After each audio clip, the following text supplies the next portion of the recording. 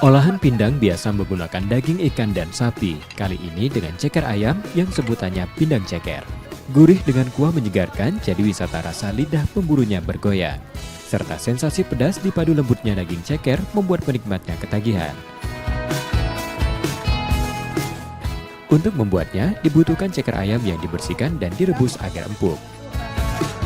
Cabai burung, bawang merah, bawang putih yang diiris, serai, laos, kunyit, jahe, asam jawa, terasi, nanas, daun bawang, tomat, garam, dan gula.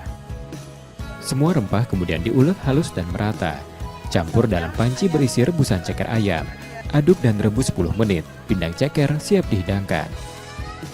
Ini dengan yang lainnya, pindang ceker kita kembali ke resep bumbu pindang daging atau tulang.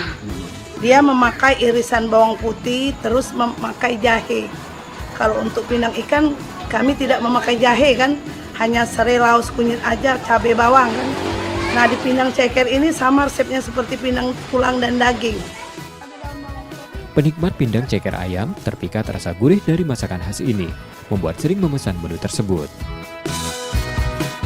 Di mulut, tulangnya juga lembut, nggak amis. Dengan harga yang relatif cocok di kantong, pindang ceker dapat dibeli seharga mulai Rp10.000, tambah Rp5.000 untuk nasi, sambal, dan lalapannya. Penikmat pindang ini dapat memesan atau datang langsung ke pembuatnya di Komplek Bukit Sejahtera Polygon, Ilir Barat 1 Palembang. Tim Liputan, Kompas TV, Palembang, Sumatera Selatan.